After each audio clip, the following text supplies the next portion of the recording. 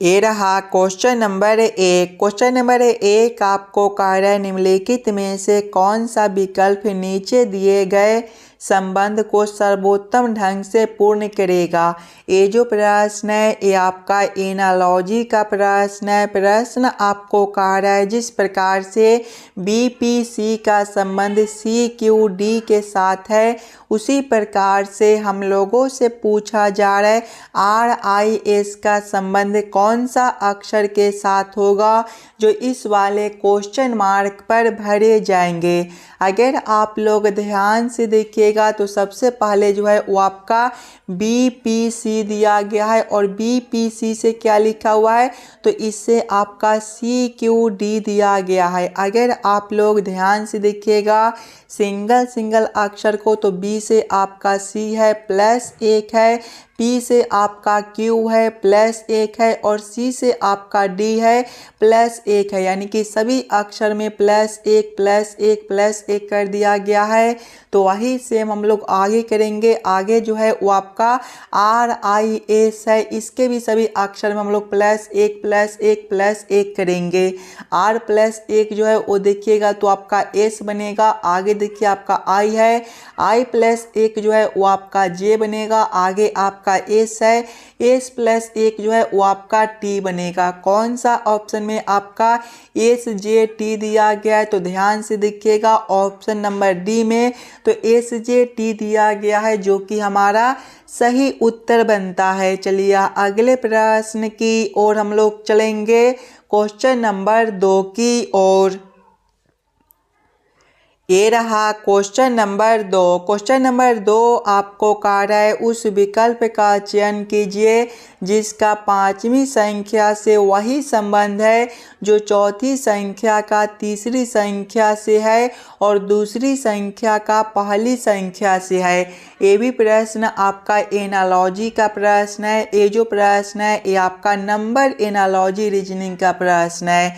प्रश्न आपको कह रहा है जिस प्रकार से 139 का संबंध 150 के साथ है, 73 का संबंध 84 के साथ है, उसी प्रकार से हम लोगों से पूछा जा रहा है 17 का संबंध कौन सा संख्या के साथ होगा जो इस वाले क्वेश्चन मार्क पर भरे जाएंगे। एकदम आसान सा प्रश्न है। अगर आप लोग थोड़ा सा दिमाग लगाइएगा तो इस वाले प्रश्न को एकदम आसानी के साथ सॉल्व कर पाइएगा।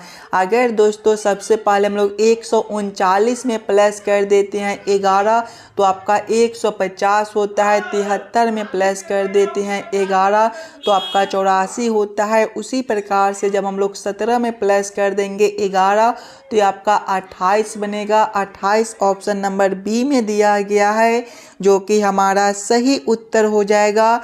चलिए अगले प्रश्न की ओर हम लोग चलेंगे, क्वेश्चन नंबर 3 की ओर।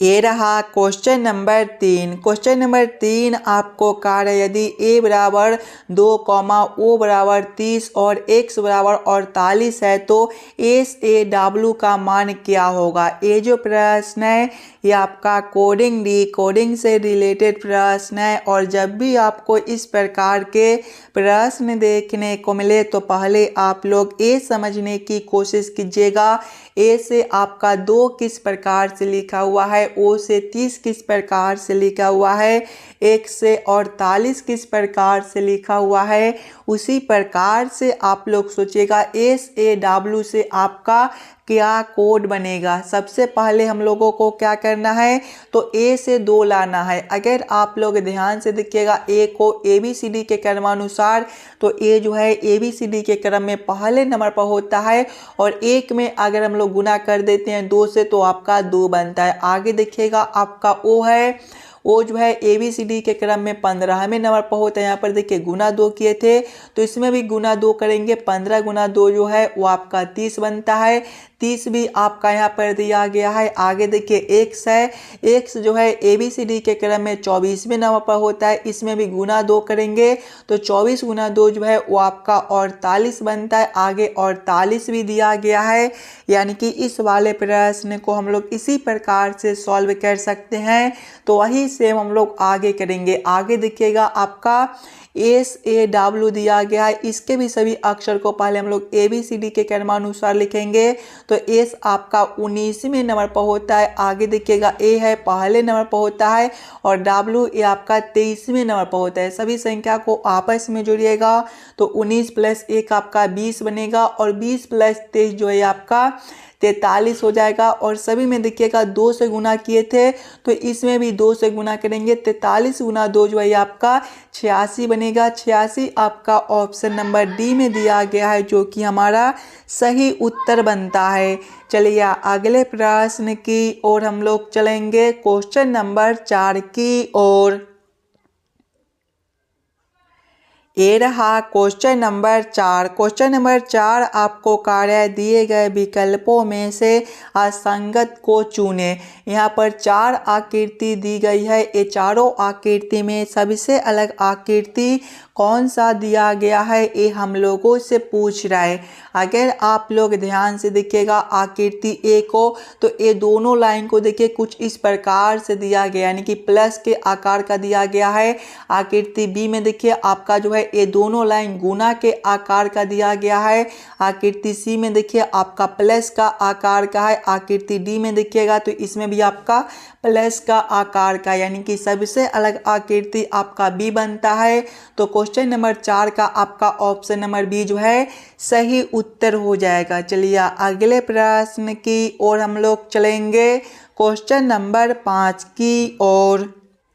ये रहा क्वेश्चन नंबर 5। क्वेश्चन नंबर 5 आपको कार्य है उस संख्या का चयन कीजिए जो दी गई श्रेणी में प्रश्न चिन्ह के स्थान पर आएगी। ये जो प्रश्न है ये भी आपके लिए इम्पोर्टेंट प्रश्न है। एक श्रृंखला श्री दिया गया है और यहाँ पर एक क्वेश्चन मार्क है। इस वाले क्वेश्चन मार्क पर कौन सा संख्या भरा जाएगा ये हम लोगों से पूछ रहा है। एकदम आसान सा प्रश्न है, तो पहले आप लोग श्रृंखला सीरीज को ध्यान से देखिएगा और खुद से इस वाले प्रश्न को जरूर सॉल्व करने की कोशिश कीजिएगा। अगर आप लोग ध्यान से देखिएगा तो 43 के बाद अगला संख्या 41 है। दोस्तों 43 जो होता है ये आपका एक अभाज्य संख्या होता है और 43 के बाद नीचे वाला अभाज्य संख्या आपका 41 होता है। उसी प्रकार से 41 के बाद नीचे वाला अभाज्य संख्या आपका 37 होता है। आगे देखिएगा आपका 31 है। 37 के बाद नीचे वाला अभाज्य संख्या आपका 31 होता है। उसी प्रकार से हम लोग आगे सोचेंगे तो 31 के बाद नीचे वाला अभाज्य संख्या आपका 29 होता है और 29 के आगे देखिएगा तो नीचे वाला अभाज्य संख्या आपका 23 होता है। तो 23 आपका आगे दिया गया है।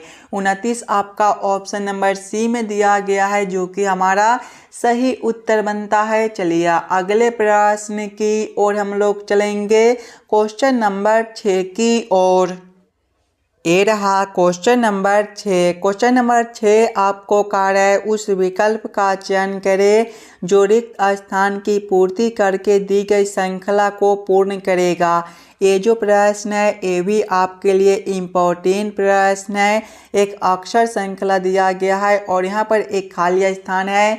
इस वाले खाली स्थान पर कौन सा अक्षर भरा जाएगा ये हम लोगों से पूछ रहा है। सबसे पहले आप लोग अक्षर श्रृंखला को ध्यान से देखिएगा।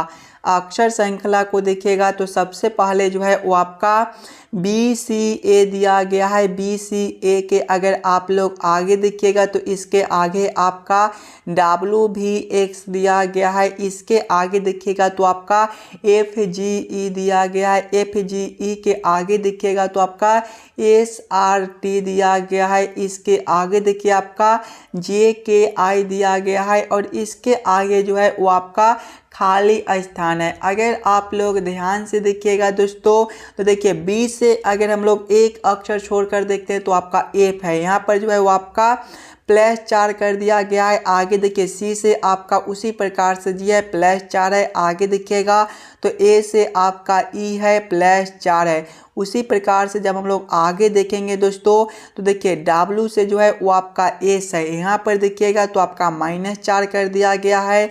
भी से आपका आर है -4 है और एक से आपका टी है -4 है। उसी प्रकार से जब आप लोग यहाँ से एफ से अगर आप लोग जो जे को देखिएगा तो यहाँ यहाँ पर फिर से आपका +4 है, जी से आपका K है +4 है और I से E से आपका I है +4, यानी कि आगे जब हम लोग यहाँ से देखेंगे तो आगे आपका खाली स्थान है -4, यानी कि अगला भी -4 बनेगा।